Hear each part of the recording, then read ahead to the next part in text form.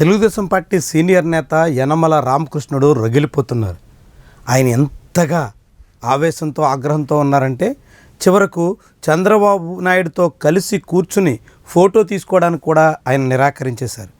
చివరి రోజు ఆయనకు శాసన మండలిలో ఘనమైన వీడ్కోలు పలికేటువంటి కార్యక్రమం ఉంటుందని అంతా ఆశించారు.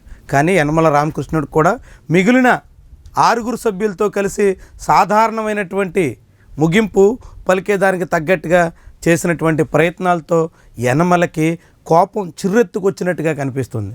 దాంతో ఆయన చివరి రోజు శాసనమండలిలో అడుగు పెట్టడానికి కూడా సాహసించలేదు.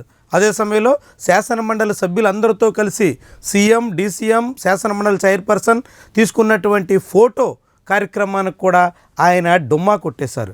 తద్వారా ఆయన ఆగ్రహాన్ని, అసంతృప్తిని, అలకను చాటుకున్నట్టుగా సుస్పష్టంగా కనిపిస్తుంది. అయితే ఇప్పటికిప్పుడు యనమల చంద్రబాబు నాయుడిని ఏవైనా చేయగలరా అంటే ఏమీ చేయలేరనే చెప్పొచ్చు. కానీ లాంగ్ రన్లో భవిష్యత్తులో యనమల ఎలాంటి వ్యూహాలు రచిస్తారు, ఏ రీతిని సాగుతారు, చంద్రబాబుకి నిజంగానే ఆయన సెగపెట్టే ప్రయత్నం చేస్తారా అన్నవి ముఖ్యమైనటువంటి ప్రశ్నలు. వాస్తవానికి చంద్రబాబు నాయుడు ఈరోజు ఆంధ్రప్రదేశ్లో తెలుగుదేశం పార్టీ పూర్తిగా ఆయన కనుసన్నల్లో సాగడానికి యనమల సహకారం చాలా ఉంది.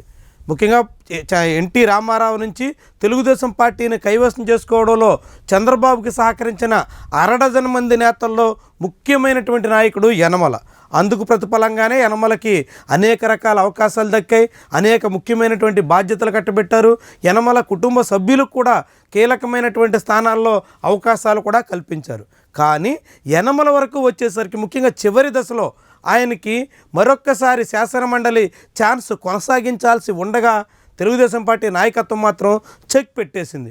ఆయన ఆశించినట్టుగా రాజ్యసభ అవకాశం ఇవ్వకపోవడం ఒక భాగం అయితే, రెండోది ఉన్న మండలి సీట్ను కూడా కొనసాగించడానికి కూడా నిరాకరించడం మరొక ముఖ్యమైనటువంటి అంశం. ఈ 2 సందర్భాల్లో కూడా యనమలకి ఆశా భంగం తప్పలేదు. దాంతో ఆయన ఇప్పుడు రగిలిపోతున్నట్టుగా కనిపిస్తుంది. తను ఇంతగా సహకరించి చంద్రబాబుకి అనేక రకాలుగా తోడ్పడి అన్ని విషయాల్లోనూ అండగా నిలిచినప్పటికి కూడా తనకు ఆఖరి నిమిషంలో ఇలాంటి రీతిలో జలక్కిస్తారని తాను ఊహించలేదన్నట్టుగా యనమల భావిస్తున్నట్టు చెప్తున్నారు. యనమల తన సన్నిహితుల వద్ద తన ఆవేదనను వ్యక్తపరుచుకునే ప్రయత్నం చేస్తున్నట్టు కూడా తెలుస్తోంది. ఈ విషయాన్నే శాసన మండలి సాక్షిగా విపక్ష వైఎస్ఆర్సీపీ ఎద్దేవా చేసే ప్రయత్నం చేసింది. యనమలకు రాజ్యసభ సీట్ ఇస్తే బాగుండు, కానీ చంద్రబాబు దీని మీద ఎందుకో నిరాకరిస్తున్నారు, నిర్లక్ష్యం చేస్తున్నారు అన్నట్టుగా ఒకనాటి యనమల సహచరుడు, ఇప్పుడు వైఎస్ఆర్సీపీ ఎమ్మెల్సీ తోట త్రిమూర్తులు మండలి సాక్షిగానే వ్యక్తం చేశారు. అదే సమయంలో బొత్స సత్యనారాయణ కూడా చివరి రోజు యనమల మండలికి వచ్చి ఉంటే బాగుండేది, ఆయన్ని పిలిచి ఉంటే బాగుండేది, యనమల లాంటి 40 ఏళ్ల సుదీర్ఘ చరిత్ర కలిగినటువంటి నాయకుడు సభలో ఉండి ఆయనకి వీడ్కోలు పలికితే గౌరవంగా ఉండేది అన్నట్టుగా కాసింత గిల్లేందుకు ప్రయత్నం చేసినట్టు కనిపించింది. అయితే యనమల అనారోగ్యం పేరుతో సభకు రాలేదనేటువంటి వ్యవహారం వినిపిస్తుంది. ఏమైనప్పటికీ యనమల మాత్రం సుదీర్ఘకాలంగా ఆంధ్రప్రదేశ్ రాజకీయాల్లో చంద్రబాబు అడుగుల గురించి ప్రధానంగా తెలిసినటువంటి నాయకుడిగా భవిష్యత్తులో ఏం చేయబోతున్నారు అన్నది ముఖ్యమైనటువంటి అంశం. ఇప్పటికే ఆయన్ని తెలుగుదేశం పార్టీ పూర్తిగా పక్కన పెట్టేసింది. భవిష్యత్తులో కూడా ఆయనకి ఎటువంటి అవకాశాలు ఉండవన్నది స్పష్టం చేసేసింది. దాంతోపాటుగా ఆయన కుటుంబ సభ్యులకు కూడా క్రమంగా అవకాశాలు సన్నగిల్లిపోవడం కూడా ఖాయమని తేలిపోతోంది.